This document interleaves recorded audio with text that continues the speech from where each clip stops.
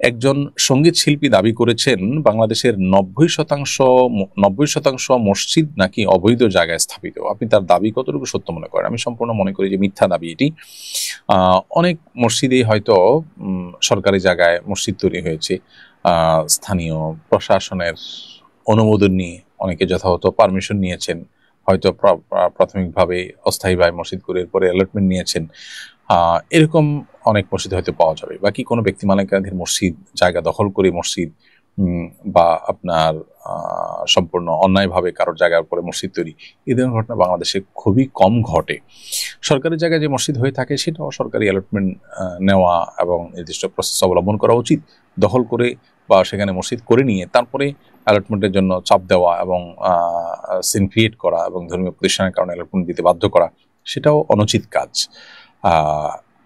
একটি মুসলিম প্রধান দেশে মুসলিমদের জন্য নামাজের ব্যবস্থা করা যেরকম রাষ্ট্রের কর্তব্য, আবার একইভাবে নাগরিকেরও কর্তব্য যে রাষ্ট্রের সম্পদ যেখানে সেখানে আপনার মসজিদ নির্মাণ করে সেটাকে অ্যালটমেন্ট নেওয়ার জন্য আপনার বিভিন্ন রকমের সিন ক্রিয়েট করা, বিভিন্ন রকমের পরিবেশ তৈরি করা, সেটাও অনুচিত কাজ।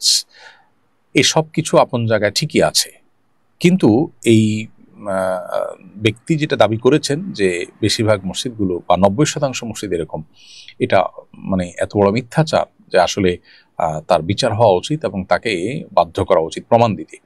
তিনি যদি প্রমাণ দিতে না পারেন তাহলে সেক্ষেত্রে তার বিরুদ্ধে মামলা হওয়া উচিত যে তিনি এত বড় একটা জঘন্য কথা কিভাবে বললেন। আমরা যেখানে বসবাস করি, আমাদের আশপাশের 10টা মসজিদকে আমরা যদি খোঁজ খবর নেই, তাহলে এই 10টা মসজিদের 9টাই অবৈধ জায়গায় তৈরি হয়েছে এরকমটি কেউ কি আমরা জানি, কেউ কি আমরা মানে এরকমটি বাস্তবতায় দেখি? আমার মনে হয় যে এই ব্যক্তি ইসলাম এবং মুসলিমদের প্রতি বিদ্বেষ পোষণ করেন। ইসলাম বিদ্বেষীদের দেশে চলে যাওয়া উচিত। এটা ইসলাম বিদ্বেষীদের দেশ না, এটা ইসলাম প্রেমীদের দেশ, এটা ধার্মিক মানুষদের দেশ। দেশের বিষয়ক মানুষ ধর্মপ্রাণ। অতএব এ ধরনের কথা যারা বলেন তারা মূলত ইসলাম এবং মুসলমানদের প্রতি বিদ্বেষ লালন করছেন। এই মাটিতে বসে, ধার্মিকদের মাটিতে বসে ধর্মের ব্যাপারে এই যে বিদ্বেষ চর্চা, এই যে মিথ্যাচার, যারা আসলে ইসলাম বিদ্বেষী হয়ে থাকে তারা যে মিথ্যাবাদীও হয়ে থাকে, এই উক্তিটি বোধ হয় তার একটা প্রমাণ হয়ে থাকবে।